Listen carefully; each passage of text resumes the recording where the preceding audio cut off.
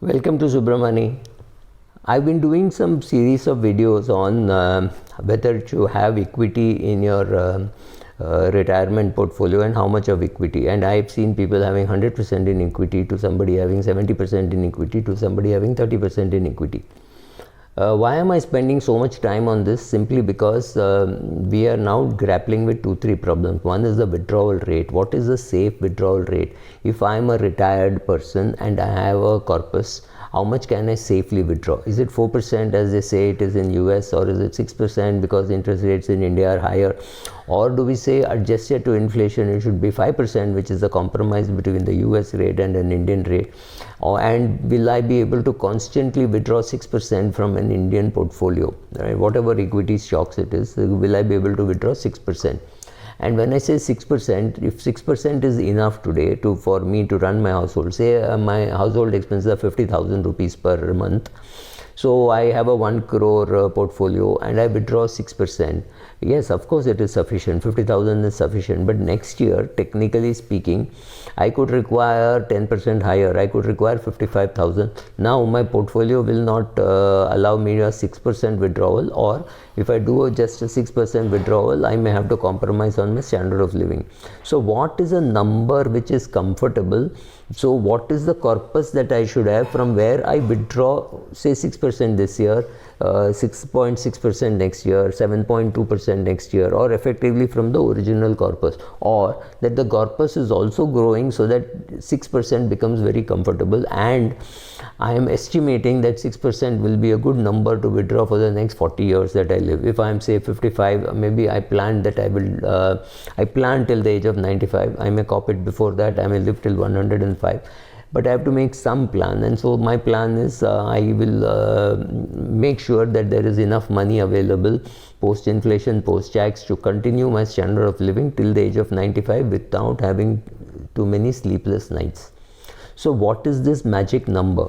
So with given ultra low yields today, it is, with rate of return about 2% in a savings bank account, and maybe 4% in a slightly longer term deposit, or maybe 6.5%. I don't think you can get more than 6.5% in a bank very safely. Of course, RBI has opened up that window for us to buy their bonds, but I do not know how popular it is going to be right now.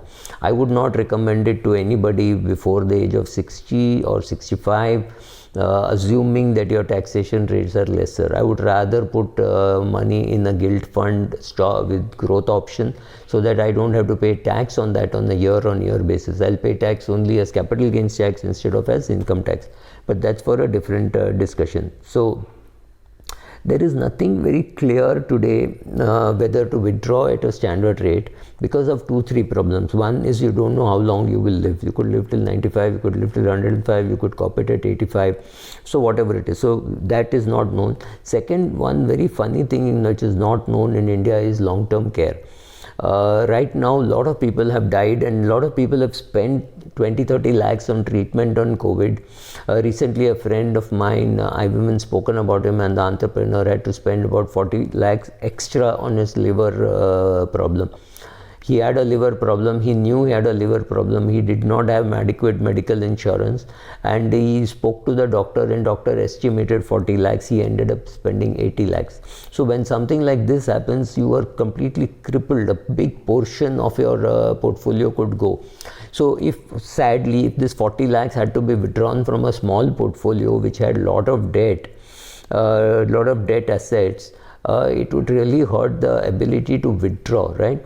Now, if you're lucky and you had a lot of equity and such an illness came during a bull market, then again you're lucky, because even though the event has happened, the withdrawal is happening in the bull market.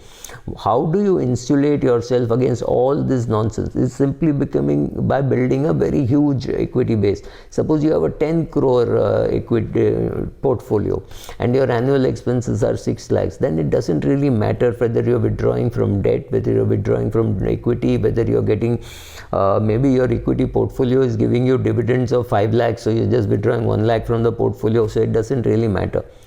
But all of us don't have the luxury of saying we have 10 crores for our retirement. Even if you have money, say 4-5 crores, it's not a bad amount. Many people go to hang up their boots and finish their job maybe with 1.5 crores. Yes, for the generation of today, they had an advantage that they bought houses in, say, Mumbai or things like that, that may have appreciated. So can they sell that and go somewhere else, which means your real estate is pumping in. So some asset of yours has to fund you.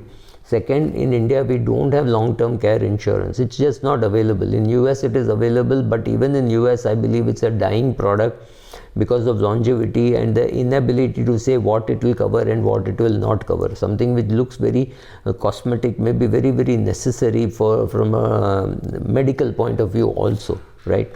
So finding all answers to all that, and then whether to withdraw at a standard rate or to say I will withdraw 3% as a standard rate, but I will withdraw more only when the market goes up. That's the other way to look at it, because your withdrawal has to take care of how much you need and how tax efficient you can get, and right, both these things are necessary, and how much you can understand. If the husband and wife are both managing the money, if one person has dementia, you're at least assuming that the other person is managing it. What happens when the wife does not know how he is doing, what he is doing, and he is hit with dementia? How is she going to learn and manage a complex portfolio? So right, so the question is what portfolio you should have, what portfolio your spouse can manage, or the spouse is interested in managing, right? All these things will be able to tell you how much of equity and how much of debt.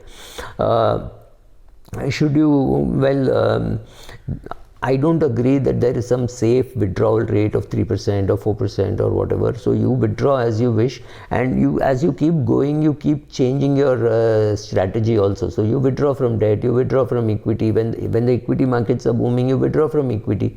When the equity markets are not booming or equity markets are taken a hiatus, that's a great time for you to be withdrawing from your debt. What happens if you have direct equity and you're getting, say, 3 lakhs of dividends, and your total expense required is only 4 lakhs, then that 1 lakh can come from your equity fund if the equity market is booming, or from the bond fund if the equity market is tanking or is going sideways. That may not be the best time to withdraw. Also, the other possibility is at this time when you're, say, 70 or say 68 or something, and you're active with your portfolio, it may be a great time to get rid of your portfolio, simply because you don't know who is going to manage it for you. If it's your son or daughter who's going to manage it for you, and they understand and they apply their mind and you trust them enough, then it's a different thing. If that is not going to happen, you're better off shifting to assets which are like annuity or fixed deposits, etc.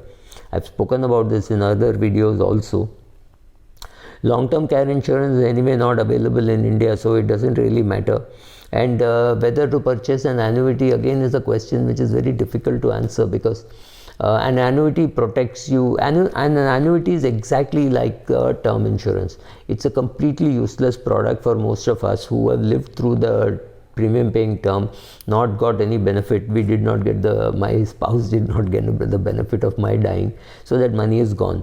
So similarly, you buy a small annuity. Maybe if your household expenses are 25,000 per month, or let's say 50,000 per month, you buy an annuity which gives you 25,000 per month. At least half your money you protect, because this is the only asset which can never go to zero. If you don't have children, you don't really care about any of the annuity corpus coming back. And even if you have children and you're going to give them 5 crores anyway, so it doesn't matter that if a couple of crores, maybe 1 crore or 2 crores is lying there, and you give them 3 crores, that is also perfectly all right.